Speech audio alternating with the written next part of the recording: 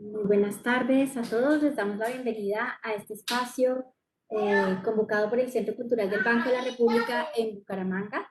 Hoy les hemos invitado a conversar con la profesora Lady Jazmín Torres Sendales. Ella es historiadora y magíster en historia de la Universidad Nacional de Colombia y actualmente está haciendo su doctorado en historia en México. Tenemos pues el gusto de invitarla a conversar de un tema que hace parte de nuestro proyecto bicentenario de una nación en el mundo. Ella pues nos va a hablar sobre la prensa durante la época de la Gran Colombia y específicamente pues sobre un tema que tiene que ver con la oposición política en la prensa, la opinión pública, libertad de imprenta y oposición política en la prensa durante la época de la Gran Colombia. Profesora Lady Jazmín, muchísimas gracias por acompañarnos esta tarde. Pues vamos a hacer una presentación inicial por parte de la profesora y a medida que quieran hacer de pronto comentarios o preguntas, lo pueden hacer a través del chat del Facebook o también a través del chat de la reunión o activando el micrófono quienes están aquí en sala. Muchas gracias y bienvenidos. Bueno, muchas gracias. ¿Me escuchan bien ahí? Sí, señora, estamos escuchando muy bien. Y están viendo la presentación, ¿cierto? De acuerdo, sí, señora. Listo. Bueno, pues antes de iniciar, obviamente quiero agradecer a Carolina Rueda, jefe del área cultural, y pues a todo el equipo del Centro Cultural del Banco de la República en Bucaramanga, por hacer posible este espacio pues, de divulgación histórica. La siguiente conferencia les voy a presentar pues parte de los resultados de un proyecto de investigación que se desarrolló hace algunos años, entre 2010 y 2014, llamado Opinión Pública y Cultura Política, Nueva Granada 1776-1830. Este proyecto pues, se dirigió por el profesor Francisco Ortega y mi colega Alexander Chaparro y lo financiaron pues, la Universidad Nacional de Colombia, CES Bogotá y Medellín. También pues en la revista Historelo de la Facultad de Ciencias Humanas y Económicas de la Universidad Nacional de Medellín se publicó en 2018 un artículo que resume el contenido. Si lo quieren revisar, pues está en el número 22 de la revista Historelo. Entonces, pues en estos 50 minutos que vamos a estar juntos, la idea es presentarles un análisis de la controversia entre las facciones santanderistas y nariñistas en torno a los conceptos de opinión pública, censura y libertad de imprenta. Digamos que son esos tres conceptos el eje de la conferencia. Y esta controversia pues, fue posible por la creación y circulación de diversos periódicos entre 1821 y 1823. Digamos que no voy a abarcar pues toda la Gran Colombia, pero sí, digamos, estos años que me parecen cruciales y ya, digamos, un poco les mostraré por qué. Entonces, pues voy a mostrarles un poco como los temas que causaron esa polémica entre estas facciones de republicanos y la manera un poco como Francisco de Paula Santander y el oficialismo, ¿sí?, va a intentar imponer una visión unanimista de la opinión pública que termina pues atacando hasta su cierre a los demás pues periódicos opositores. Entonces, pues de esa manera espero rescatar el rol de la prensa como forjadora de una esfera pública pues naciente y dinamizadora de un pluralismo político que se dio en la República de Colombia. Nosotros la llamamos pues la Gran Colombia, pero ustedes saben que esto es una construcción historiográfica, no, el nombre es República de Colombia, y pues la idea es contribuir y complejizar, ¿no?, y precisar algunos lugares comunes que se tienen incluso ahora respecto al proceso independentista y sobre todo respecto a algunos de sus personajes más conocidos, ¿no? Sobre todo, digamos, el caso de Nariño, que también ha estado como muy presente últimamente. Entonces, pues quiero empezar con algunas consideraciones conceptuales y metodológicas. Les voy a mostrar ahorita un mapita. Digamos, al iniciar la década de 1820, pues lo que había sido alguna vez la Nueva Granada parecía que finalmente veía la luz al final del túnel, ¿no? Digamos que después de muchos años de guerra, la Asamblea Constituyente había unido este territorio virreinal, ¿no?, el antiguo territorio virreinal en un solo país y se había elegido pues a Bolívar como presidente, a Francisco de Paula Santander como vicepresidente y se había redactado la constitución que por un lado había creado una estructura administrativa muy centralizada con, digamos, su eje en Bogotá y por otro había definido los principios rectores de ese nuevo Estado, ¿no? La libertad, la igualdad, la propiedad y la seguridad. Estos principios tenían significados muy diferentes y muy específicos a los que tenemos ahora, digamos a significados posteriores. Entonces, pues recordemos un poco que libertad refirió a la autonomía de gobierno respecto a cualquier intervención extranjera, es decir, era sinónimo de independencia, o refirió también a la capacidad o esa facultad de actuar conforme a las leyes, en especial pues las normas constitucionales. Entonces, la libertad pues no se medía en función del número de libertades individuales, ¿no? Porque eso era derivar en libertinaje, como decían los republicanos.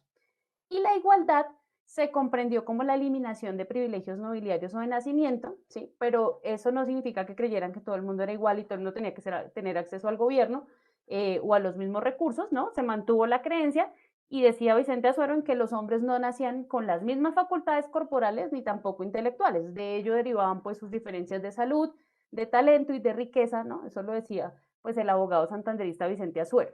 Seguridad y propiedad, digamos que sí tenían los sentidos pues relativamente similares y no voy a ampliar mucho, digamos, esos términos, pero en todo caso, digamos, a pesar de esa diferencia, o pues digamos, ya he entendido un poco esa diferencia con nuestros conceptos, la constitución y el ordenamiento sí, digamos, llenó a los republicanos, a ese sector de la élite que había encabezado el movimiento independentista, de un optimismo sin precedentes, ¿no? Entonces, para ellos, el horizonte se abría a un gobierno completamente nuevo, ¿no? Decidido a dejar atrás, pues, ese pasado colonial.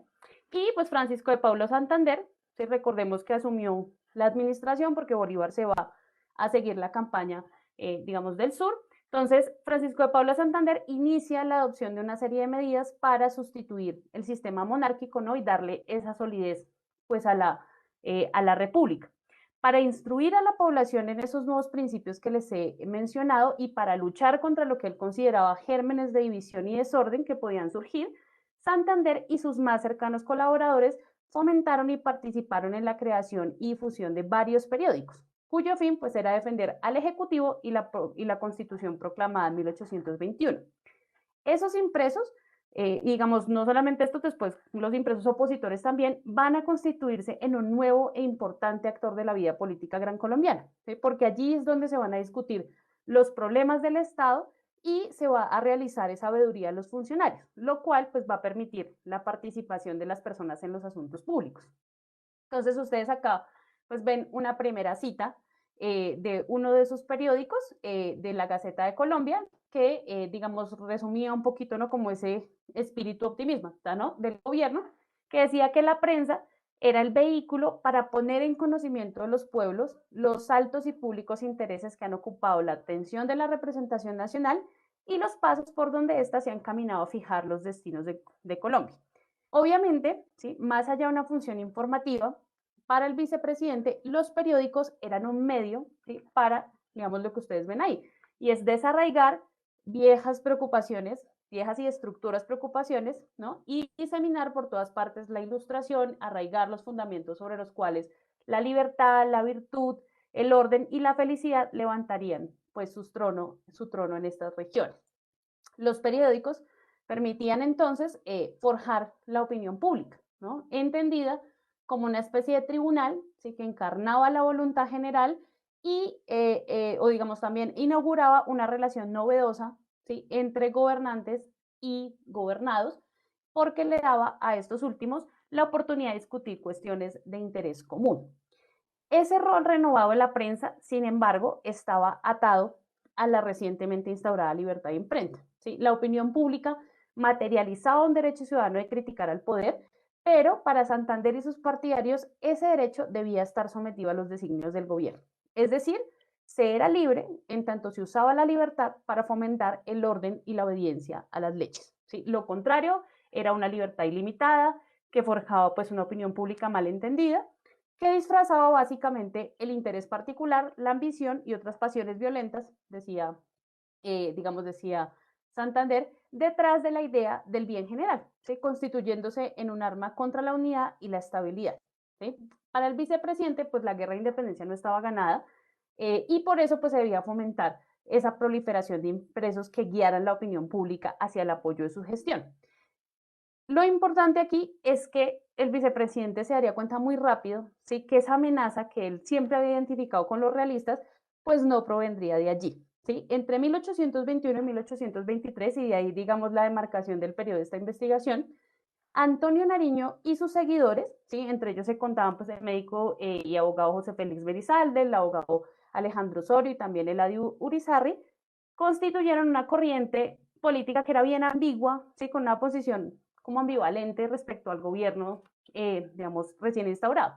Por una parte, eran cercanos a Bolívar, ¿sí? E incluso detentaron cargos públicos. Merizalde, por ejemplo, era el médico mayor de las tropas y el encargado del Hospital San Juan de Dios desde 1822. Pero por otra, van a redactar y colaborar con muchas publicaciones que fueron muy críticas del gobierno de Santander. Entonces, Nariño y sus partidarios originaron una serie de impresos de corta duración dedicados a examinar el manejo y la forma de la administración republicana, y estos se van a convertir en los primeros periódicos de oposición que conoció la República de Colombia. Pongo oposición siempre entre comillas, porque pues como les expondré más adelante, muy lejos estuvieron estos periódicos de ser los voceros de un partido o de un movimiento que buscara disputarle el poder al vicepresidente, pese a que, pues sí los considero Santander de esta manera. Antes bien, esa prensa se trazó como meta plasmar otra dimensión de la opinión pública, otro significado de la opinión pública, esta vez como un ente que era capaz de usar el derecho ciudadano de crítica para modificar el sistema establecido en Cúcuta a partir de una vigilancia exhaustiva y constante. Entonces, esa disputa, ¿sí?, entre las huestes nariñistas y santanderistas respecto a los significados y los alcances de la opinión pública y la libertad de imprenta, pues es lo que voy a tratar, porque ha tenido muy poco espacio en la historiografía y también tiene muy poco espacio en la memoria histórica colombiana. Digamos que los cambios en los diarios de los líderes políticos más visibles del proceso de emancipación, como es el caso de Nariño o de Francisco de Paula Santander, o las disputas entre estas figuras siguen estando pues bastante escondidas para que no entren en conflicto con esos imaginarios que se tienen y que son tan útiles políticamente como el del precursor y el hombre de las leyes. Entonces, pues como ejemplos, valga decir que Nariño, por ejemplo, siempre ha estado asociado a una publicación que ustedes ven ahí, pues en la parte izquierda, que es la Bagatela, que se va a imprimir en 1811, ¿no? Cuando en ese momento, pues Nariño es un acérrimo defensor del centralismo, y muy pocas referencias hay a otros periódicos, los que ustedes ven más a la derecha, como El Insurgente o Los Toros de Fucha, ¿no? De 1822 el primero, 1823 el segundo, que fue los impresos donde Nariño ya abogaba por el federalismo. Entonces, digamos que esto pues es muy poco trabajado, ¿no? Tal vez la excepción sea pues un par de textos de David Bushnell, pero pues digamos que no es recurrente en la historiografía tratar este problema. Y tampoco lo es mencionar, por ejemplo, ¿sí?, el caso de Santander y ese cambio de postura a Santander, ¿no? Siempre se menciona el Santander federalista, ¿no? Como ustedes pueden observar ahí en un libro de texto que hay en pantalla, siempre se habla del Santander federalista, que fue soldado de las provincias unidas de la Nueva Granada, pero pues poco se habla de cómo adoptó una convicción completa hacia el sistema centralista cuando asumió la vicepresidencia, ¿no? Quizá porque esto permite conectarlo, pues, o mantenerse en el Santander federalista, pues permite conectarlo supuestamente con otro mito, que es que él fue, digamos, uno de los creadores del Partido Liberal. Entonces, digamos que esas simplificaciones son un poco las que quiero desarrollar. Y entonces en los siguientes minutos voy a analizar, ¿sí?, la aparición de esos periódicos críticos al régimen de Santander entre 1821 y 1823 y esa férrea defensa del gobierno que se realizó también a través de impresos oficialistas, ¿sí? Entonces la idea es exponer cuál fue la posición adoptada por el vicepresidente frente a ese pluralismo político que le hizo eclosión al interior del republicanismo después de la constituyente de Cúcuta, y la manera como ambos partidos, ¿no?, nariñistas y santanderistas, ¿sí?, igual convencidos de la independencia, igual convencidos de la república, usaron e invocaron ese concepto de opinión pública, ¿no? Con esto, pues, la idea es que ustedes vean la renovación del lenguaje político luego de la independencia, la variedad de significados que adquirieron muchos conceptos, y, digamos, cómo se originaron estas disputas que se tramitaron en y a través de las publicaciones periódicas, ¿sí? Y estas, pues, que hicieron emerger, digamos, un nuevo actor en la política colombiana, pues, digamos, esa opinión pública entendida como una autoridad paralela o como una crítica al poder o como una forma de afianzar la fidelidad al gobierno. En todo caso, digamos que fue un actor fundamental. Para eso, digamos, yo analicé, o voy a, digamos, a citar constantemente 7 periódicos. Esos periódicos todos están disponibles en la biblioteca virtual del Banco de la República para que ustedes los puedan consultar, y tienen también unas fichas de análisis que elaboramos con el equipo de investigación, que también están en la Biblioteca Virtual del Banco de la República y en la Biblioteca Virtual Colombiana de la Universidad Nacional. Entonces, digamos que esa información, pues de hecho, además están como ahí esos insumos esperando investigadores también. Entonces, los periódicos oficialistas, algunos ustedes los ven en pantalla. El primero pues va a ser la Gaceta de Colombia, que es como, era como la especie de diario oficial de la época. Se publicó entre septiembre de 1821 y diciembre de 1831, o sea, toda la Gran Colombia, y pues va a alcanzar 566 números. Y la indicación que ustedes lo ven pues más a la derecha, no mentiras, está aquí en esta siguiente, la indicación que se va a publicar de julio de 1822 a enero de 1823. El Patriota es otro de los periódicos, digamos, oficialistas que se publica entre enero y agosto de 1823, y el último va a ser el Correo de la Ciudad de Bogotá, que es una continuación de la Gaceta Santa Fe de Bogotá y el antecesor del Correo Bogotá. Digamos que estos periódicos ahí hay que tener con muchos cuidados porque esos interregnos pues cambian de editor y demás, pero digamos que mantienen la línea. Estos impresos ¿sí? Se escogieron porque tuvieron un alcance grandísimo, no solamente en Bogotá, sino que también llegaron a lugares como Antioquia, Cartagena, Santa Marta, Caracas, Panamá, Quito y el extranjero. ¿sí? Y además alcanzaron un tiraje excepcional para la época. La Gaceta de Colombia, por ejemplo, imprimía 800 ejemplares semanales, que pues es una cantidad exorbitante para principios del siglo XIX, y se remitían gratis ¿no? a los empleados estatales, a las autoridades, a los editores de otros periódicos. La indicación pues tenía más o menos unos 65 suscriptores más los números que se vendieran sueltos. El Patriota, digamos que va a alcanzar más o menos unas 20 personas. También se van a entregar muchos de estos gratuitos, ¿no? Autoridades militares, políticas. Y el Correo de la Ciudad de Bogotá también, digamos, llegó a contar con unos 20 suscriptores y se regalaban los colegios, supuestamente para contribuir con la educación de la juventud. Esa prensa santanderista pues va a estar editada sobre todo por los más cercanos colaboradores del vicepresidente. Entonces ahí va a estar Vicente Acevero, que fue el redactor de la Gaceta de Colombia un tiempo, luego se la cedió a Casimiro Calvo, y también pues va a ser el editor de la indicación. El vicepresidente Santander va a ser colaborador de la Gaceta, del Correo de la Ciudad de Bogotá, y era por supuesto el redactor del Patriota. Y el Correo de la Ciudad de Bogotá pues fue editado por Francisco Soto, y a todos estos les ayudaba dos figuras, Jerónimo Torres y Diego Fernando Gómez. Estos sujetos no aceptaron públicamente ser los redactores de estos impresos, ¿sí? Primero porque pues ellos supuestamente minaba su imagen imparcial, ¿no? Digamos, de las publicaciones, acá les muestro pues algunos de las personas mencionadas. Entonces ello pues minaba su imagen imparcial, ¿no?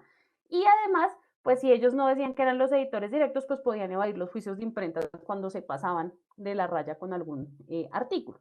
Sin embargo, pues en una carta a Bolívar, Santander sí con nombre propio, pues va a decir que de no ser por ellos, por Azuero, por él, por Jerónimo Torres, etcétera, los enemigos de la Constitución ya se habrían apoderado de la opinión pública, ¿no? Y pues por supuesto, pues todos estos además fueron, digamos, funcionarios del alto gobierno gran colombiano, ¿no? Exdiputados del Congreso de Cúcuta, abogados, funcionarios en las cortes, en los ministerios, etcétera. De los periódicos de oposición, sí, pues tenemos mucha menos información, como puede ser, pues, evidente, pero sabemos que claramente no tuvieron el mismo músculo financiero, pues, para equipararse a los impresos oficiales. Entonces, en pantalla ustedes ven, pues, El Insurgente, que fue publicado entre agosto de 1822 y noviembre de ese mismo año.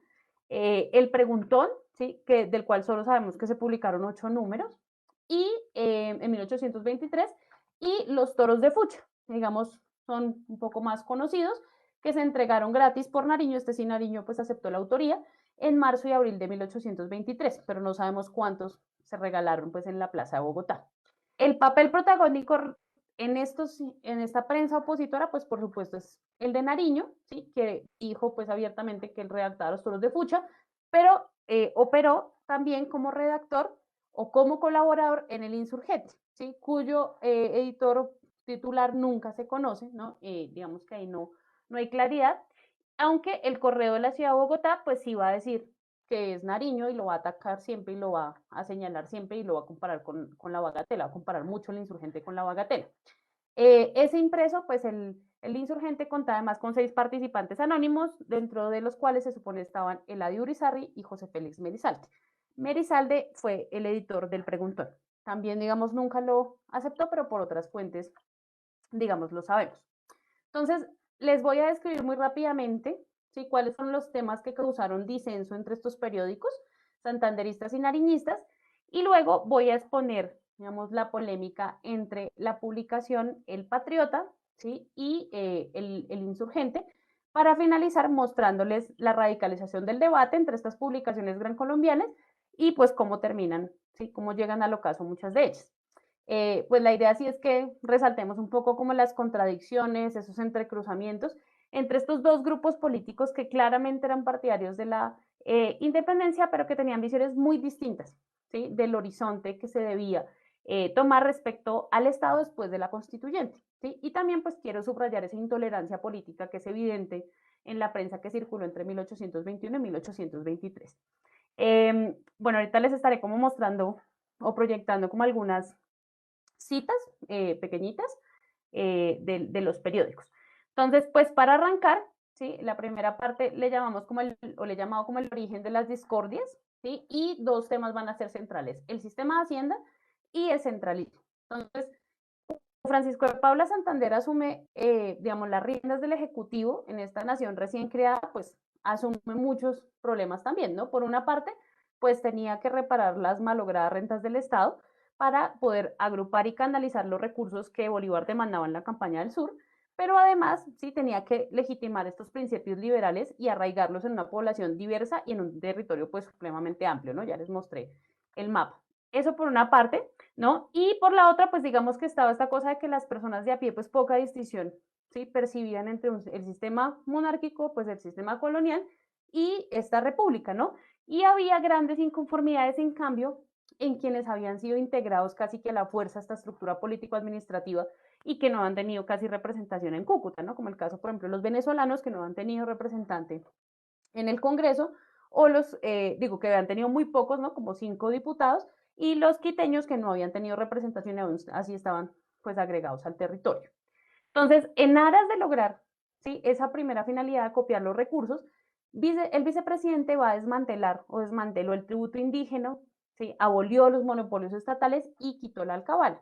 Y para reemplazar esos ingresos, instauró un impuesto directo sobre las ganancias de los ciudadanos, un impuesto de renta, ¿no? Aumentó el valor del papel sellado, puso gravámenes al aguardiente, a las importaciones y a los bienes raíces.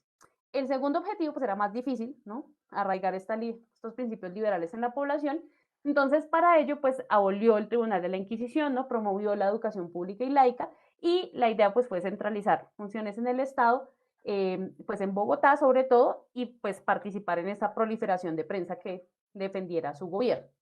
Esas reformas santanderistas siempre se concibieron dentro de la Constitución de Cúcuta, o sea, dentro del marco de la Constitución de Cúcuta, porque para el vicepresidente esa Constitución no requería ningún tipo de modificación, ¿sí? Entonces aquí les voy a mostrar una de las citas del periódico El Patriota, que es, digamos la publicación mediante la cual Santander va a empezar a compartir como este tipo de opiniones. Entonces Santander pues decía que en Colombia no hay ni habrá más mutación que la que ha habido pasando de la esclavitud a la libertad, de la colonia a la nación. Esta mutación ha sido favorable a todas las clases de la sociedad, ¿no? Para él cualquier otra perspectiva eran sandeces, eran conspiraciones emergidas pues de los realistas. Así, por ejemplo, le dijo a Tomás Lander, que era uno de los redactores de un periódico que se llamaba El Venezolano, le dijo pues que era un aliado de los españoles porque pedía más injerencia en los asuntos gubernamentales.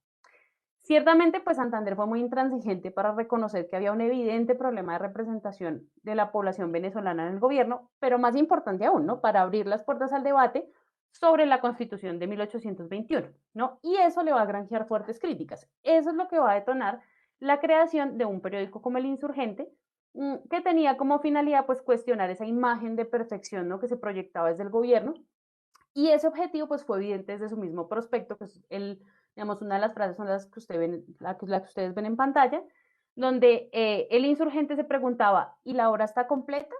¿Son bien conocidos e igualmente respetados los derechos de los ciudadanos? ¿Goza en fin el colombiano cantando la victoria de sus héroes del fruto de sus sacrificios. El periódico, ¿sí?, daba por sentada la necesidad de seguir corrigiendo las estructuras políticas y para tal efecto pues planteó una sección que se llamaba censura, ¿sí? Esa sección tenía como objetivo denunciar lo que ellos consideraban actos de arbitrariedad o violación de las leyes que se pudieran cometer por cualquier poder o autoridad. Obviamente, para no ser mal vista, porque esto ya, digamos que ya per se causaba como una especie de sospecha, la publicación aclaró, ¿sí? Y aquí cito, será nuestro mayor placer no tener que echar mano de este artículo y este papel hará honor entonces a la República, no por lo que en él vaya escrito, sino por lo que no contenga.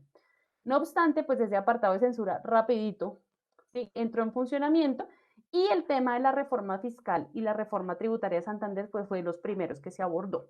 Entonces, el insurgente pues fue, digamos, muy claro en que sí había que, digamos, aumentar el erario, ¿no? Subsanar pues los gastos de una guerra que todavía se estaba librando y pues además de la burocracia en crecimiento, pero reprochó mucho las medidas del gobierno para conseguir ese dinero. Entonces, de acuerdo con la publicación, pues los ciudadanos sí debían aceptar la obligación de sostener al gobierno, pues porque ellos mismos lo habían creado, pero pues los impuestos a la renta y a las mercancías implantados por el vicepresidente del Congreso se consideraban afrentas al patrimonio y grilletes a la libertad de comercio, ¿no? Para ellos, digamos, estas contribuciones nuevas eran incómodas y tenían el problema de chocar con una población que estaba acostumbrada a los gravámenes coloniales y que no le gustaba que le fiscalizaran sus ingresos, pues todavía no nos gusta menos en el siglo XIX. Y pues finalmente, el insurgente, un periódico muy nariñista, también pues indicaba que abolir el tributo indígena era algo muy malo, muy nocivo, incluso para los mismos indígenas, ¿no? Porque esa plata se podía usar para darle felicidad a esa clase tiranizada, así lo decía el insurgente, pero además porque esa necesidad de pagar impuestos, según ellos, ¿no? Y cito, impulsaba a los indios al trabajo, sacándolos de su natural pereza e inacción, ¿no?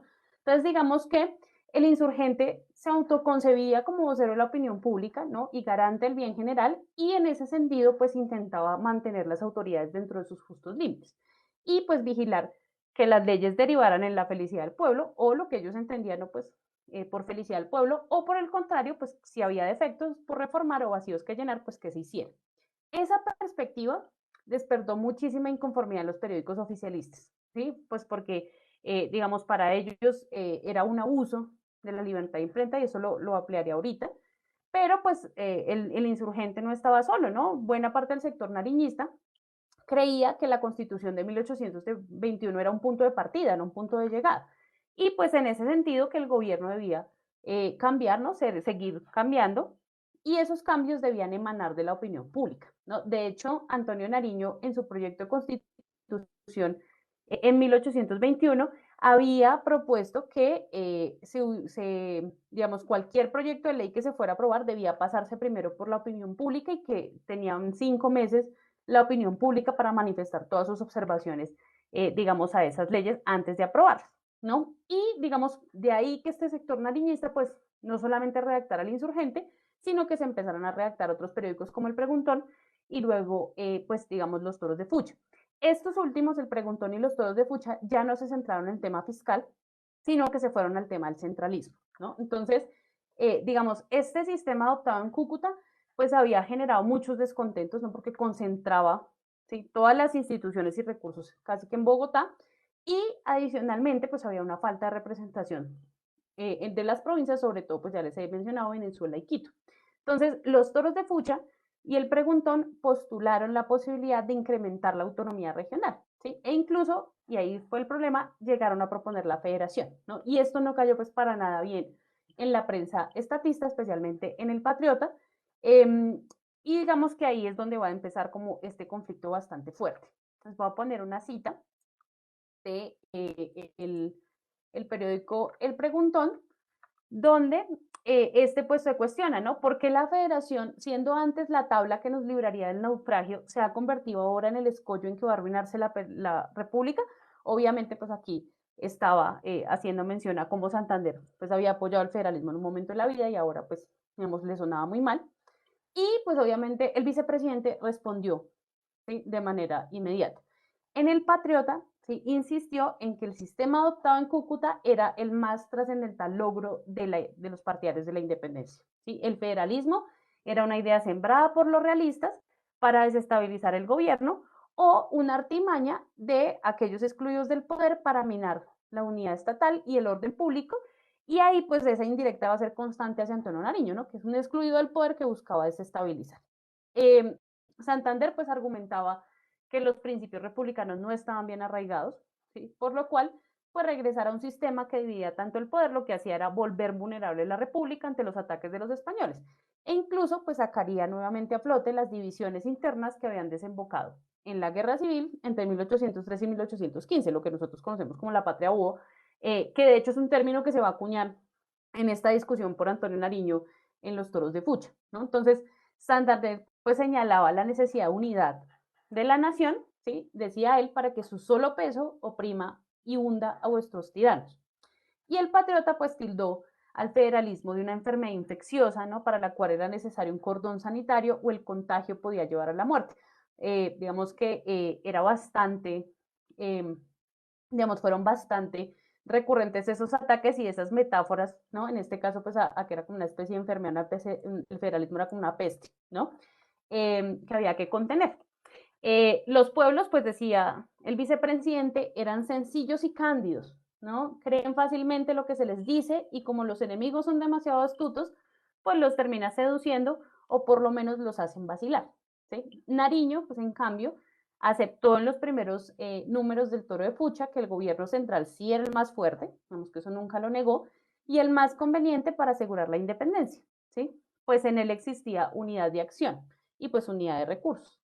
No obstante, ¿sí? Decía Nariño, el centralismo era también el sistema más expuesto al abuso, ¿no? El federalismo, en cambio, pues era más débil, más tardío en sus deliberaciones, pero era el más adecuado para la libertad y el menos expuesto al abuso por el contrapeso que hacen u oponen las partes federadas. Eh, Nariño, pues de hecho no lo dice, pero pues el sistema federal también le favorecía pues a sujetos como él que tenían un amplio poder en ciertas regiones, ¿no? Entonces, Antonio Nariño pues apoyaba y sus seguidores pues apoyaban la idea de que hubiera centralismo mientras España no reconociera la independencia, ¿sí? Y se estuviese en estado de guerra, pero para ellos, pasado el peligro, pues ya la federación debía ser adoptada porque era la áncora de la libertad, y decían ellos porque hay que parar la tendencia que tenían, en ese momento decía Nariño, los colombianos, y que se nota en la servidumbre, ¿no? Que era pues fruto de sus hábitos o de los antiguos hábitos y que nos hacía pues siempre estar expuestos al abuso. Digamos que aquí también había otra cosa y era que Nariño y sus seguidores consideran que la guerra ya había acabado, ¿no? Digamos que ya como que no había un conflicto bélico y en ese sentido pues ya el sistema centralista no era, digamos, el óptimo para el Estado. Entonces, si ustedes se dan cuenta, pues ambos sectores, digamos que apelaban siempre al pueblo, ¿no? Como instancia de legitimación, pero pues era un pueblo, ¿no? Imaginario, un pueblo que ellos siempre representaban, porque básicamente el pueblo real era concebido como una masa de gente que no podía tomar decisiones sobre su forma de gobierno y por eso estaba siempre este peligro a que fueran manipulados por alguna facción política y por eso esa necesidad de que ciertos hombres, ¿no? Como estos Nariño, Santander y pues todos estos seguidores, guiaran, ¿no? Era una necesidad que ellos guiaran la opinión pública. Entonces, pues obviamente ahí ese desdén, ¿sí? Por la capacidad de liberación del pueblo era quizá lo único que tenían en común ambos personajes y sus grupos políticos, porque pues rápidamente estos temas, ¿no? La hacienda y centralismo, federalismo, que se trataron en los toros de Fucha, el insurgente, el preguntón y el patriota, pronto, digamos, se fueron rápidamente al tema de la libertad, ¿no? Libertad de imprimir, libertad de opinar, y ese terreno pues era mucho más delicado, ¿no? Los periódicos oficialistas señalaron a los impresos opositores como armas conspirativas, ¿sí? Que eran escritas por aliados del rey, ¿sí? Y pues digamos que ellos van a sostener que en el Congreso de Cúcuta de 1821 se había prometido no modificar la Constitución por 10 años. Y ese era un mandato que había que respetar. Nariño, pues al contrario, va a abogar porque, digamos, hay que expresar los pensamientos, ¿no? Y le increpaba pues mucho al vicepresidente, ¿no? Porque es más delito hoy en día la palabra federación que la de Fernando VII, ¿no? Un poco criticándole esa posición ambigua. Ese trasfondo de la discusión, ¿sí?, de los conceptos de censura, libertad de imprenta y opinión pública son los que quiero tratar en esta segunda parte. Entonces, les muestro, bueno, acá hay otra, otra cita. Bueno, apenas entrado 1822, o sea, no ha pasado ni un año desde que se aprobó la Constitución de Cúcuta, y el gobierno republicano ya empezó a tener un montón de complicaciones, ¿no? Los costos de la guerra, recaudar impuestos a una población, pues imagínense, si ahorita es difícil recaudar y que la gente pague la renta, pues cómo sería en ese momento, y pues había una constante disonancia entre teorías de Bogotá y pues las de algunas provincias. Esa situación de crisis económica y de zozobra política llevó a que Santander se radicalizara aún más en sus posiciones y, digamos, que fuera mucho menos tolerante respecto a la disidencia al interior del Estado. Eso pues tuvo un efecto inmediato en las publicaciones periódicas. Para el vicepresidente pues existía una equivalencia, para él era igual opinión pública y voluntad general, ¿sí? La voluntad general la entendía como un clamor unánime que se había expresado por el mayor número de ciudadanos y que se dirigía a un objeto de utilidad común, ¿sí? Que es un poco la noción que hay detrás, por ejemplo, de un tema como las elecciones, ¿no? Que es una manera en que se manifiesta un clamor, ¿sí?, de la mayor cantidad de población, y eso pues se dirige, digamos, a ciertos objetos que son pues para el bien de todos. Esa era la noción que Santander tenía voluntad general y para él era casi que igual a opinión pública, ¿no? El término clave ahí, pues por supuesto, era unánime, ¿sí? Para Santander no había posibilidad de cuestionar la ley orgánica, porque era la encarnación de esa voluntad general, ¿no? Y materializaban entonces la verdadera opinión pública, ¿no? Por lo anterior, por ello, pues la creación y difusión de impresos tenía una idea muy clara, ¿no? Orientar al resto, digamos, orientar esa opinión pública a, digamos, por el buen camino, ¿no? Para que no fuera, pues, corrompido. La libertad de imprimir y publicar sin censura, ¿sí?, es decir, sin necesidad de un examen previo, esa se había consagrado en la ley de imprenta de 1821, de la cual Vicente Azuero, por ejemplo, el editor de la indicación, había sido autor. Sin embargo, ¿sí?, para el sector gobiernista la ciudadanía era muy joven, ¿sí?, y siempre van a utilizar esta metáfora de que es una nación en la infancia, que es una patria en la infancia, entonces era vulnerable, ¿sí?, por ser como menor de edad y además porque los años de despotismo colonial pues habían dejado como su marca.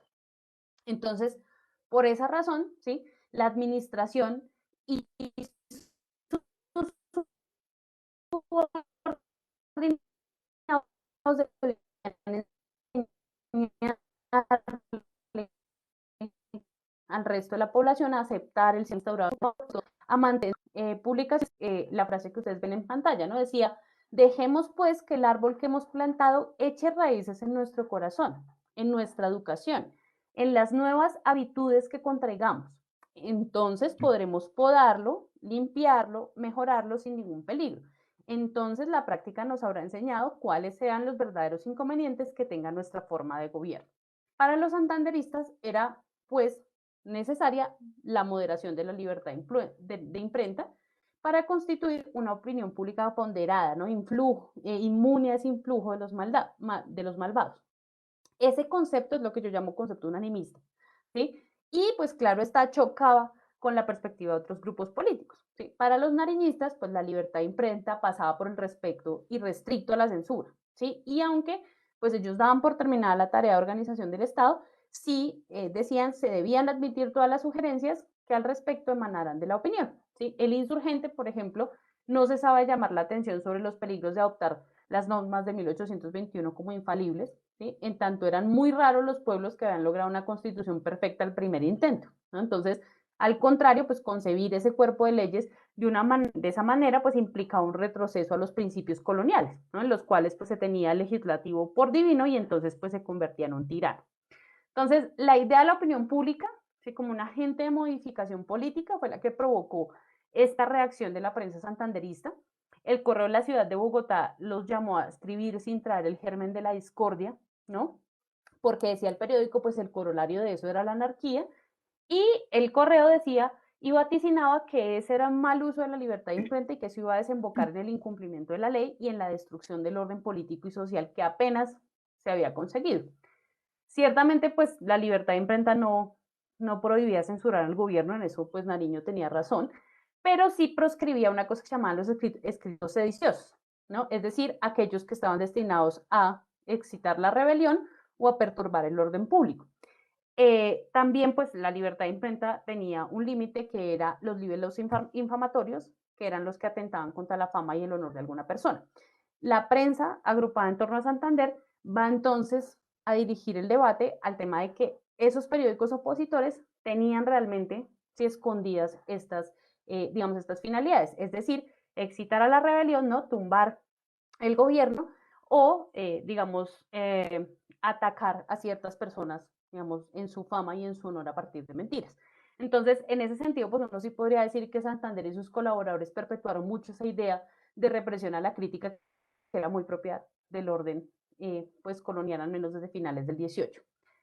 Por supuesto, pues esa idea, ¿sí?, de los santanderistas de moderar la libertad de imprenta, pues obviamente generó reacciones y el preguntón llegó a poner en duda la existencia misma de la libertad en la República. ¿Sí? Entonces, en uno de esos se llamaba el preguntón porque sus únicos contenidos eran preguntas, ¿no?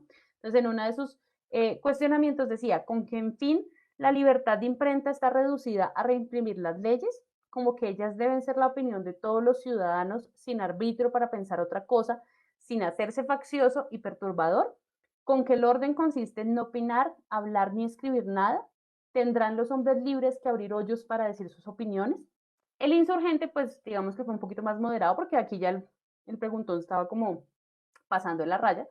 Y pues el insurgente aceptó, por ejemplo, que la libertad nunca era absoluta, ¿no? Que siempre encontraba su límite en la ley. Sin embargo, sí reclamó que había un derecho a participar en la elaboración y perfeccionamiento de las normas a través de la opinión pública y que eso no le debía inspirar sospechas al poder, ¿sí? La nación pues no era un sujeto pasivo y si en ella pues los ciudadanos no tenían intervención en las leyes, pues básicamente decía el insurgente, la reunión de los hombres es más bien un rebaño. Entonces, esos impresos opositores se mostraron contrarios a limitar la libertad, ¿no? Lo cual implicaba para ellos convertir la voluntad de ciertos sujetos en ley y eso pues lo regresaba a la situación pues previa a la independencia. Si ustedes ven hasta este punto, ¿sí? Pese a estos señalamientos que eran fuertes, digamos, para digamos, un sistema político que se consideraba supuestamente producto del consenso, el preguntón y el insurgente digamos que no plantearon una oposición frontal al gobierno, ¿sí? Y de hecho insistieron bastante en su lealtad a Bolívar, ¿sí? Digamos que la prensa oficialista y los periódicos nariñistas concordaron en la legitimidad política de la Constitución de Cúcuta, pero lo que sí tenían era una diferencia en los alcances del concepto de la libertad. ¿Sí? Para los santanderistas, la autoridad de los funcionarios y la Constitución eran un límite muy claro. Y para digamos, los nariñistas, ¿sí? Pues la opinión pública era un tribunal de control de esos mismos funcionarios y además, digamos, era un agente de modificación de la ley. Entonces,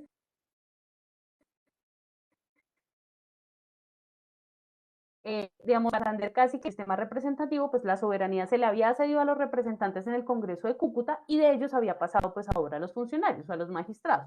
Entonces, esa era la razón por la cual sus palabras y sus opiniones pues eran la verdadera opinión pública. ¿Sí? Para Nariño, pues en cambio, digamos, lo que hacía la crítica era afianzar una relación entre el pueblo y sus representantes, ¿sí? Promover la ilustración de la población en asuntos de Estado y en esa medida, pues digamos que se promoviera la paz y no la rebelión. Los funcionarios, pues igual decían, los periódicos nariñistas eran los que decidían si esas críticas pues eran de buena fe, ¿sí? Si eran, digamos, reales y pues si debían ser subsanadas o simplemente pues se debían ignorar. ¿Sí? En ningún caso, eso sí lo decía clarito el insurgente, pues la censura daba permiso para desacatar las normas, ¿no?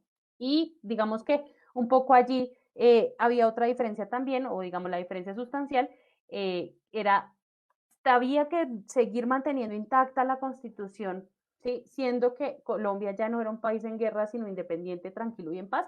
Eso pues era lo que pensaban los nariñistas, ¿no? Pues para Santander obviamente eso era muy distinto y de hecho pues si uno se va como a la realidad pues era muy distinto. ¿Sí? Maracaibo, por ejemplo, estaba tomada por los realistas y el sur había, digamos, batallas importantes, entonces como que decir que ya había Colombia independiente, tranquila, en paz, como lo decían los nariñistas, pues digamos que no era atender mucho a la realidad, pero ese era el argumento que esgrimían.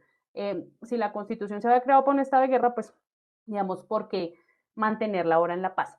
Entonces, ante esa reacción pues durísima de los periódicos santanderistas, el insurgente se moderó un poquito, ¿sí? Pero digamos que esto no va a durar mucho. Entre 1822 y 1823 el debate se radicalizó, pero además se personalizó, ¿sí? Y pues ese espíritu de censura ya se le hizo a Santander pues que había llegado demasiado lejos. Y voy pues a la última parte de mi intervención. Nariño subió mucho el tono, ¿sí? En 1823 cuando publicó Los Toros de Fucha, ¿sí? Porque sintió que Santander y sus colaboradores pues estaban poniendo en duda su reputación, ¿no? El político reclamó pues que no se le tomaran en cuenta sus méritos y servicios previos, ¿no? Y que él también había sufrido por la patria, ¿no? Entonces le increpó a Santander su tendencia a obligar a todos a callar, decía Santander, cuando él hablaba y a doblar la rodilla cuando él se presentaba. ¿Sí? La libertad práctica, decía Nariño en Los Toros de Fucha, no existía en la República, porque a todos se les quería tapar la boca con amenazas e insultos. Como contraparte pues, de semejantes acusaciones, el Correo de la Ciudad de Bogotá empezó a sugerir que las censuras entre los Toros de Fucha y el insurgente eran piezas de una conspiración que Nariño estaba orquestando para acabar con la Constitución y acabar con el gobierno, ¿sí? Sin embargo, pues digamos que esa acusación y esa pelea no va a alcanzar su pico máximo, sino hasta que el insurgente publica un artículo que se llama El sueño político y moral, ¿sí?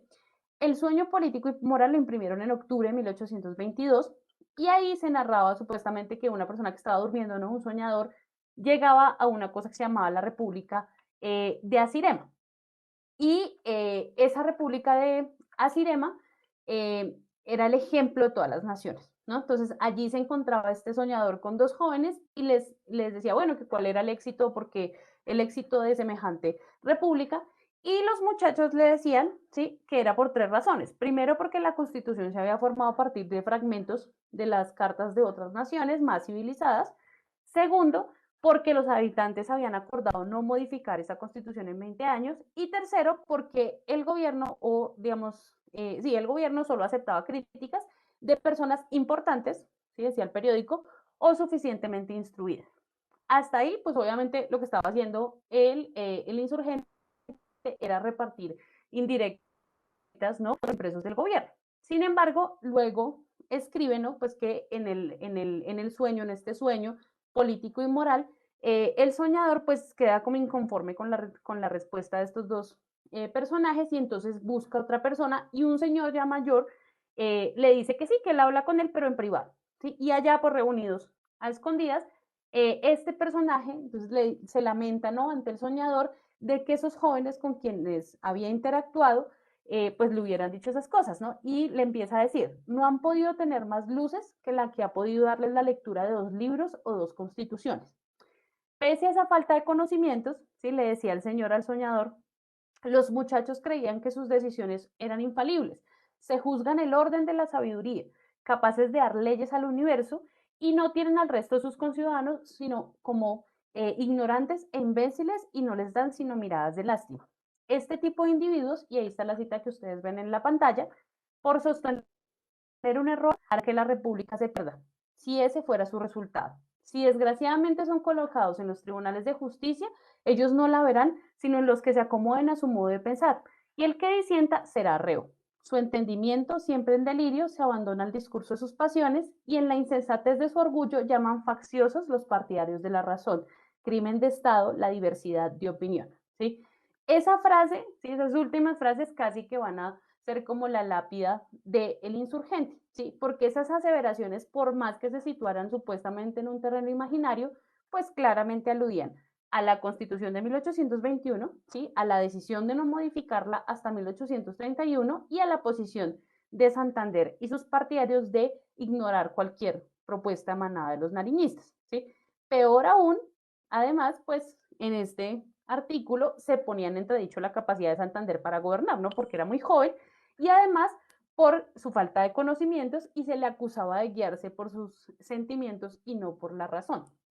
Profundamente ofendida, ¿no? La prensa santanderista reaccionó, el Correo de la Ciudad de Bogotá pues redactó un artículo muy grande y recordó las consecuencias que había tenido y aquí empiezan a echarle en cara a Nariño lo que nosotros llamamos la patria boba, ¿no? Entonces empiezan a recordarle las consecuencias de ese imprescriptible e inajenable e interminable, decía el correo de la ciudad de Bogotá, derecho a modificar las leyes, ¿no? La guerra civil, el agotamiento de los recursos, la pobreza y le echaron en cara, ¿no?, la catástrofe de 1816, es decir, la reconquista. Entonces, digamos, para el correo de la ciudad de Bogotá, pues el insurgente no era otra cosa, ¿sí?, más que un montón de perturbadores del orden público, ¿sí?, enemigos de la prosperidad y resentidos, que lo que querían era elevarse sobre las agitaciones interiores para obtener mejores posiciones dentro del Estado. Aquí, pues obviamente, la prensa oficialista pues se dirigía nuevamente a Nariño. Nariño era comandante general de armas de Cundinamarca, pero pues estaba supeditado a las órdenes del vicepresidente y pues muy lejos estaba de los cargos más privilegiados de gobierno. Pues Santander, Nariño había sido elegido senador, pero es 1822, los mismos santanderistas van a impugnar esa curul. Entonces, el insurgente, ¿sí?, para digamos, para el gobierno era la muestra de esa libertad de imprenta puesta al servicio de la ambición y la intriga, ¿sí?, lo que no se debía hacer. Santander, de hecho, comparó los toros de Pucha con la bagatela, ¿no?, diciendo que lo que hacía, pues lo que quería hacer era, según él, lo que había hecho Nariño, que era tumbar a Jorge Tadeo Lozano, ¿no?, y que solo hacía males, pues creyendo que su opinión era la de toda la nación. Nariño pues perdió la paciencia ya con esto, ¿sí? Y ante los señalamientos pues se quejó con Bolívar en una carta, ¿sí? Pero pues Bolívar no le contestó, entonces pues fue y denunció al correo de la ciudad de Bogotá como libelo infamatorio. Digamos, en ese punto, este disenso político, ¿no?, por los significados de que era opinión pública, de hasta dónde llegaba la libertad de imprenta, de hasta dónde se podía censurar, pues pasó del plano político al plano judicial, ¿no? Y ahí pues la disimetría de poderes pues fue súper evidente. El correo de la ciudad de Bogotá, pues que era editado por, digamos, por funcionarios de gobierno y pues que además eran amigos de Santander, pues lo exoneraron y en cambio a Nariño le tocó pues pagar los costos del proceso. Y pues eso pues obviamente terminó celebrado, ¿no? Y hay grandes artículos que narran el juicio y narran pues digamos como ese proceso. Además de perder el juicio de imprenta, ¿sí?, a Nariño, digamos, le hicieron un llamamiento, Santander le hizo un llamamiento a su consejo, ¿sí? Y ahí digamos, esto lo narra José Manuel Restrepo, ustedes ven ahí la cita, ¿sí? Santander le pregunta a Nariño si decía aquellas expresiones porque el gobierno impidiera la libertad de imprenta, pues en caso de ser así, quería poner remedio a cualquiera traba que tuviera la prensa. Nariño contestó que solo hablaba con el autor del Patriota, porque como les digo, pues ellos no admitían públicamente que eran los editores de sus periódicos, que el Ejecutivo ningún impedimento ponía a la libertad de imprenta. Entonces se retiró disgustado de tal llamamiento. Al lado de la narración de este suceso, José Manuel Restrepo, que es una de las personas más cercanas a Santander, de hecho, escribió que Santander no debía haberse metido en estas discusiones, ¿sí? Y decía, Nariño es un general con buena escritura y muy peligroso. Cuando él no está en el mando, no se halla contento. Sería pues mejor no obligarle a escribir y dejarle retirado en su casa, a donde por lo menos se mantiene enfermo de una pierna. Diezmados pues por las críticas del vicepresidente, ¿no?, y por todo este aparato de impresos, los toros de Fucha, el Preguntón y el Insurgente se empezaron a suspender y empezaron a cancelar su publicación entre 1822 y mediados de 1823, de finales de 1822 y mediados de 1823. De hecho, pues Nariño participó muy poco en el debate público después de esta disputa con Santander y murió muy pocos meses después de que cesara la publicación de los toros de Fucha en diciembre de 1823. Según Carlos Restrepo, Nariño y Santander se escribieron muy cortésmente hasta que el primero murió, ¿sí?, y que pues trataban como ocultar su enemistad, y el mismo vicepresidente, de hecho, fue el que le otorgó licencia de su cargo como comandante de Cundinamarca para que se fuera a curar. Nariño, pues va a aparecer, por supuesto, en su famosa defensa de 1823 ante el Congreso para conservar su curul, más para desvirtuar los argumentos pues por los cuales se lo habían quitado, ¿no?, que lo acusaban de haberse entregado a los realistas fácilmente en 1814, de haber desfalcado el arzobispado de Bogotá, y digamos, más allá de que pues quisiera asumir como senador. Y digamos que en todo caso, pues él va a recuperar su curul, ¿no? Y esto nos ayuda pues también un poco a desvirtuar esos mitos que se tejieron, ¿no? Que pobrecito Nariño, que terminó pobre y murió en la ruina, ¿no? Pues digamos, para ese momento, de hecho, Santander le había devuelto todas sus propiedades, digamos, las que tenía antes de que lo apresaran la primera vez, le concedió predios y propiedades pertenecientes a los jesuitas para pagarle supuestamente los sueldos atrasados, ¿no? Por sus servicios a la patria, y pues luego murió pues, siendo senador con su salario, ¿no? Lo que sí, digamos, es sospechoso de que esta disputa en la prensa y demás se prolongó pues bastante, es que a Nariño no se le pronuncia oración fúnebre para enterrarlo. Digamos que esa es como la única medio prueba que tenemos de que esto se prolongó hasta la muerte. Entonces, el cierre de estos periódicos pues representó en buena medida pues el triunfo de la opinión santanderista, de la concepción santanderista de opinión pública, porque pues las publicaciones opositoras vieron básicamente su final por criticar en la esfera impresa, es decir, en la esfera pública, las bases del gobierno, ¿sí? Una labor que pues para estos personajes estaba pues solamente reservada para los representantes electos en 1821. Sin embargo, pues la importancia del insurgente y del preguntón o los toros de Pucha es innegable, ¿sí? Porque fueron las primeras publicaciones que mostraron un desacuerdo en asuntos de interés general, por ejemplo, la reforma tributaria de Santander, y fracturaron esas definiciones únicas, sí, que se querían acuñar desde el Estado respecto a conceptos como libertad de imprenta o censura.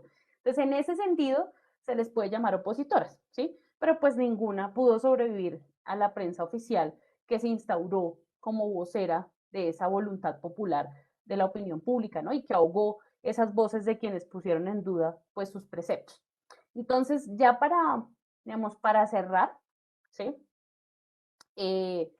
Pues digamos que hay que decir que la Constitución de Cúcuta inauguró como un periodo de relativa estabilidad administrativa en la Gran Colombia, ¿no? Pero esa quietud en el espacio burocrático no se extendió al ámbito político, ¿sí? Y digamos que esto se vio reflejado en numerosos impresos que emergieron como forjadores de una esfera pública que estuvo llena de disenso y llena de confrontación. Digamos que la independencia de España, que es un poco lejos de ese imaginario que tenemos de que creó digamos, había una ruta unívoca, ¿no? Alrededor del futuro y que era lo que se iba a hacer, lo que hizo fue abrir el camino a múltiples posibilidades de gobernar, ¿sí? Pero sobre todo de significar lo político. Y, digamos, esto no se salía del republicanismo recién iniciado, ya había consenso, sino, digamos, en estas primeras discusiones al menos no va a haber debate sobre que hay que regresar a la monarquía, no. Era al mismo interior del republicanismo que hace eclosión, digamos, una diversidad de opiniones que es la que se va a intentar contener y la que se va a reflejar pues en la prensa. Entonces, digamos, esas decisiones tomadas por el Ejecutivo, ¿no? Por Santander, pues porque Bolívar no estaba, pues van a ser sometidas al escrutinio de Nariño y sus partidarios, y ello pues toma completamente por sorpresa este gobierno que creía que sus únicos enemigos eran los realistas. Digamos que eso va a ser casi que lo más sorpresivo. Entonces, de esa manera, pues la opinión pública tomó un papel fundamental, ¿sí? Los impresos nariñistas y otra prensa que se escapa a este análisis, pero por ejemplo, hay periódicos venezolanos, ¿no? Que también van a tener, digamos, unas confrontaciones bien fuertes con la prensa santanderista, pues gestaron una nueva relación con el poder, ¿sí? Un poder que esto era lo novedoso realmente respecto al sistema colonial, ¿no? Porque era un poder que ya no estaba ungido de sacralidad, que ya no era incuestionable, ¿no? Y que se podía criticar por los ciudadanos que ahora se entendían como verdaderos depositarios de la soberanía. Obviamente, ¿sí? Entendiendo por ciudadanos estos que tenían acceso a los periódicos, ¿no? A esta élite que estaba pues involucrada en estos debates políticos, porque pues como les decía, digamos que no estamos hablando de que hubiese digamos, una participación amplia de mucha población. Entonces, la administración, perdón, de Santander comprendió la opinión, ¿sí? Como un poderoso actor de consolidación o desgaste del gobierno, ¿sí? Y se dio, por eso se dio esa tarea de formarla, de moldearla, ¿no? De fijarla y, si era necesario, de limitarla, ¿sí? Porque había que conservar el orden y la estabilidad. Entonces, el hombre de las leyes, ¿no? Y esa cosa me gusta mucho porque es jugar con esos mitos que hay detrás de estos personajes, pues estuvo atado, de hecho, a una idea muy colonial de la opinión, ¿no? Y de la crítica. Una idea que supeditaba los derechos a la obediencia y a la sumisión, ¿sí? Y sobre todo esta idea del orden y la seguridad, pues porque él entendía o, digamos, estaba convencido de que todavía está en un ambiente de guerra, ¿sí? Entonces, pues ya no había que obedecer ciegamente al monarca, pero sí a la constitución y al gobierno, porque cualquier opinión contraria, pues era básicamente abrirle las puertas al rey otra vez, ¿no? O acabar y digamos desestabilizar un sistema que a duras penas alcanzaba o apenas alcanzaba, pues se había alcanzado. Digamos, la libertad sí no estaba condicionada, y sobre todo la libertad de imprenta debía estar condicionada, entonces hace uso sobrio y racional, es decir, a ser leales, ¿sí?, a ese Estado. Esa disputa, pues a la postre, digamos, entre estos sentidos de la opinión pública, ¿no?, terminó pues sujeta a una asimetría a favor del gobierno, ¿no?, y ese aparato de prensa pues que tenía más recursos, tenía, digamos, más posibilidades como de sobrevivir, pero, digamos, los periódicos nariñistas, sí, hay que rescatarlos porque finalmente van a dinamizar esa esfera pública de una manera sin precedentes y van a llamar la atención sobre algo que yo creo que tiene mucha vigencia, ¿no? Y era el tema de que acatar la ley, por más perjudicial que fuera, ¿sí?, le quitaba a la nación el derecho a ejercer la soberanía. Entonces, que ese argumento de que es que la ley, porque era la ley, había que obedecerla, ¿sí?, así fuera perjudicial, pues lo que hacía era básicamente convertir a la nación en sujetos pasivos y no en sujetos activos que debían estar siempre, digamos, interactuando con esa ley para, digamos, mejorar. Entonces, en ese contexto, sí, de debilidad institucional, pues esa oposición pues fue descalificada y pues a la final fue extinguida, ¿no?, por ese ejecutivo, ¿sí?, en cabeza de Santander, para el cual la independencia, ¿sí?, se tenía que librar y aún se debía librar eh, con las armas y pues con las letras a partir de los periódicos. Muchas gracias.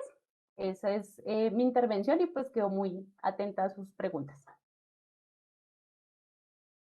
Muchas gracias, profesora Lady Jazmín. Bueno, una pregunta que nos llega por acá tiene que ver con Bolívar. ¿Qué rol juega, si juega algún rol en esa tensión que hay entre Nariño y Santander? No, pues Darío estaba, digo, Santander, Bolívar estaba concentrado en otras cosas, ¿sí? Realmente participa muy poco, pero yo creo que el silencio es diciente respecto a, digamos, en qué tan de acuerdo estaba, ¿no? Digamos que para Bolívar también el centralismo se convierte en la única opción posible en 1821 y eso pues se va a reflejar, digamos, o el extremo de esa idea se va a reflejar en la constitución boliviana o en ese proyecto de constitución boliviana que él, digamos, formula para 1825. Entonces, digamos que hecho es por lo que se va a pelear con Santander, porque resultaba más centralista y más, digamos, concentraba más poderes todavía que el mismo Santander que estaba defendiendo la concentración de poder. Entonces, digamos que a Bolívar van a apelar, digamos, a Bolívar. Nariño le envía la queja, Santander le cuentan sus cartas porque ellos mantenían comunicación constante, pues que tiene este problema y digamos que no hay nunca un pronunciamiento oficial ni nada, pero digamos que ese silencio pues igual siempre había como un apoyo irrestricto al vicepresidente. Y claramente pues para Bolívar también el federalismo había dejado hacía rato de ser una posición posible o legítima. Ya digamos va a agudizar el conflicto y ya en 1826 pues nosotros tenemos ya el otro agarrón entre próceres que ese también se habla poco, ¿no?, que es entre Santander y Bolívar, aunque ese es un poquito más conocido. Pero Bolívar, digamos, estaba muy concentrado en la campaña del sur porque además estos años son cruciales en el Perú, pero pues adicionalmente digamos que guarda un silencio casi que cómplice con estos periódicos pues gobiernistas, ¿no? Ok, sí, cuando tú manifestabas pues, Santander estar, digamos, a favor del centralismo, causa un poco de curiosidad porque luego parece que es al revés, ¿no? O conoce uno más a Santander eh, con esa intención del federalismo, con esa propuesta de la separación o de salirse un poco de esa vertiente central. Hay otra pregunta que surge y es, ¿qué pasa después de esa época que pues entendemos que el periodo de estudio va hasta 1830, pero ¿qué pasa después con la prensa? Es decir, uno dice, bueno, en esos inicios de la República, entonces ya hay una clara marca de lo que sí se permite publicar o de lo que sí se permite hablar. ¿Esto sigue siendo así? Digamos, la historia de la prensa continúa en esa misma línea o se agudiza bueno, no sé si llamarlo censura, pero sí podría ser eso, ¿no? Que si no está de acuerdo con lo que el gobierno quiere manifestar, pues no se puede publicar. ¿Qué pasa después? Si tienes de pronto también conocimientos de investigaciones posteriores. Pues ahí retomo como varias cosas. Una, que yo creo que lo interesante precisamente de estos personajes es que hay que sacarlos del mito. Sí, digamos que un poco ese es como ese legado que había, esa historia de las ideas y esa historia de bronce, y es creer que estos personajes nacieron pensando en la libertad y en la república y murieron igual, ¿no? Y entonces digamos que lo un poco no se ve y no se difunde porque yo creo que investigaciones históricas a veces sí hay, pero no tienen suficiente difusión, es todas esas transiciones que se hacen porque claramente es un contexto muy inestable, ¿no? Digamos, pasar de un sistema monárquico, yo siempre le digo como a veces a los estudiantes, piensen por ejemplo en que mañana nos digan, no, ya no vamos a hacer más una república, ya no hay un sistema más de votos, ya no tenemos presidente y congreso, invéntese otro sistema de gobierno. A ver nosotros qué hacemos, ¿no? Digamos, porque es una transición muy difícil y la gente cree que eso ya, mejor dicho, eso lo tenían súper calculado y esto es un periodo de transición muy fuerte. Entonces, Santander va a tener como unos virajes grandes, ¿sí? Santander es federalista, digamos, mientras está en el ejército de Camilo Torres, peleando con las Provincias Unidas. Cuando le toca asumir el gobierno, ya digamos después de toda esta reflexión de que el federalismo no había funcionado y que necesitaban centralizar recursos, va a coger el centralismo.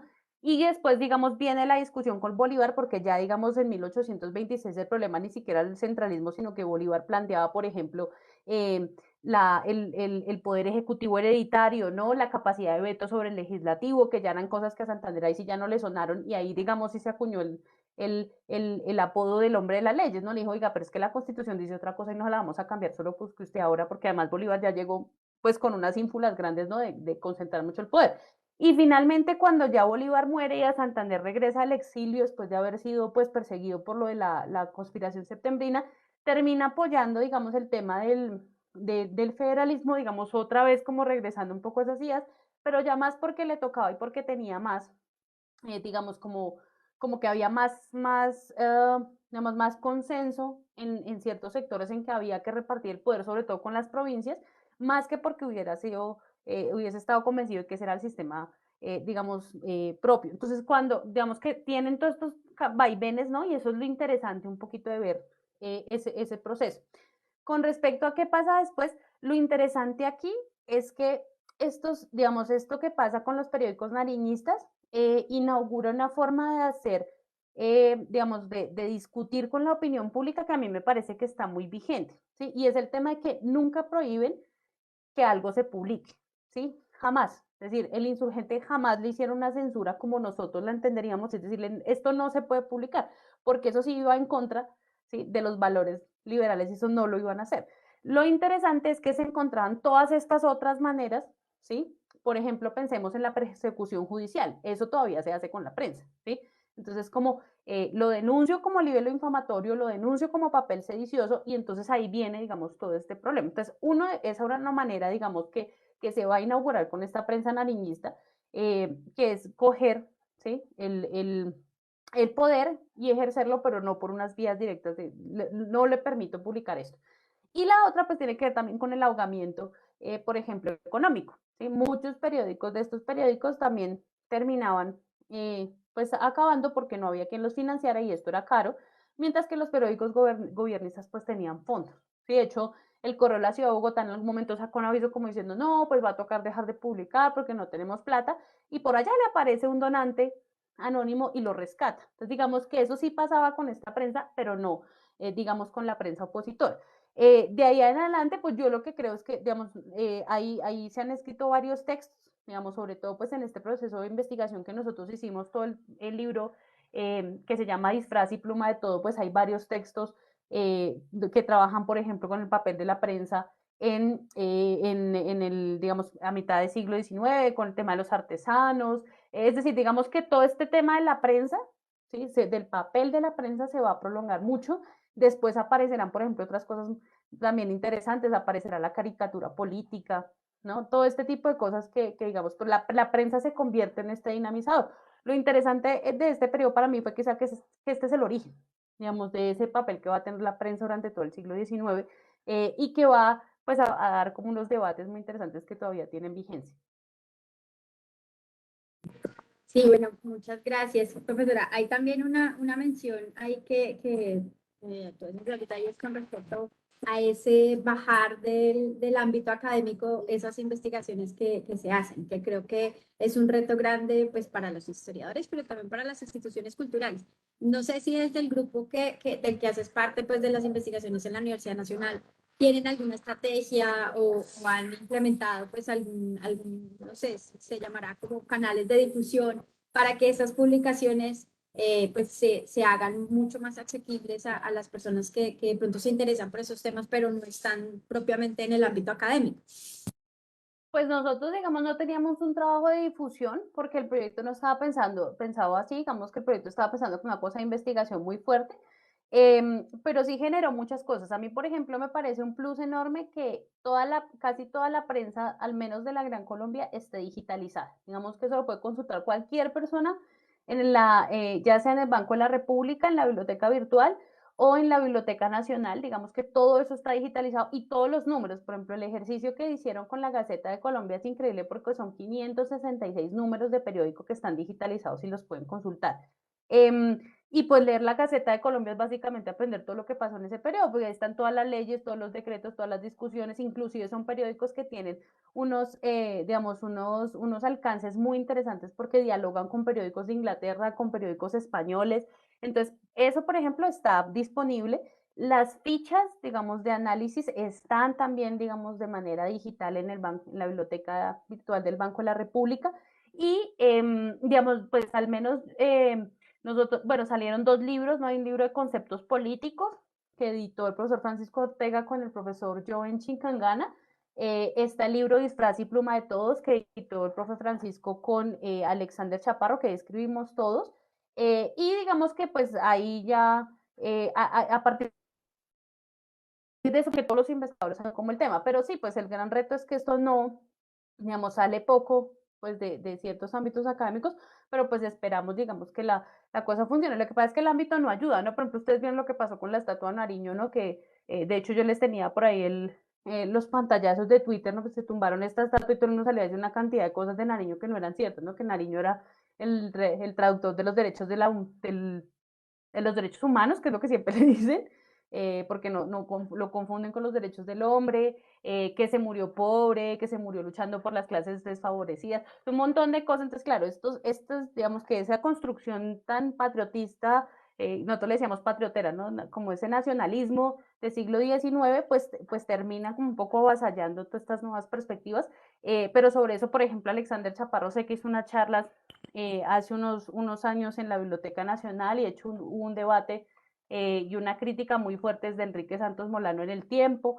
Yo publiqué un texto sobre el papel de la prensa en el correo en semana cuando hacía especiales de historia, ya no aparece, pero en algún momento estuvo. Entonces, digamos que hemos tratado por varios mecanismos, pero sin duda, pues eso sigue siendo el reto, ¿no? Desmitificar a los héroes, sobre todo estos del siglo XIX. De acuerdo, sí, señora. Bueno, muchísimas gracias también por ese espacio. Un poco esa es la idea también de este tipo de charlas en las que podamos pues contar investigaciones que ya están y que sin duda nos permiten un poco quitar los velos, que es así también como lo pones, y pensar un poco más en lo que representa, pues no tanto las ideas típicas, sino en realidad, pues qué pasó con las diversas historias de nuestro país. Me gusta mucho que finalices también haciendo alusión a la biblioteca virtual del Banco de la República, pues ya también está la ocasión para invitar al público a consultarla y reiterar que es un repositorio totalmente gratuito en el que, entre otras cosas, hay una muy buena cantidad de prensa histórica, pues una fuente de consulta para los historiadores, pero también para los amantes de la historia que no sean historiadores. Y desde nuestros centros culturales en el país, pues también hay un gran interés por enseñar a usar esas colecciones. Es decir, que si alguien tiene, digamos, necesidad de buscar, pero no sabe por dónde empezar, pues también podría acudir a cualquiera de nuestros centros culturales, ya sea pues por los canales virtuales o pues ya estamos también haciendo atención en oficina a través del teléfono para pues poderles ayudar en dar ese paso de empezar a consultar esas fuentes que están ya disponibles. Profesora Lady Jasmine, muchísimas gracias por esta presentación, por estas ideas también que nos permiten un poco abrir los ojos a otras cosas. Y bueno, muy invitada a que nos siga compartiendo también otras cosas que se hagan desde la Universidad Nacional o desde sus nuevos estudios doctorales también para pues, compartirlo con los interesados. Muchas gracias Bueno, también a muchas todos por gracias a ustedes acompañarnos. por asistir y por la invitación, Carolina. Claro que sí, cuando quieran, con mucho gusto. Y gracias a los asistentes y a las asistentes sobre todo. Feliz tarde para todos.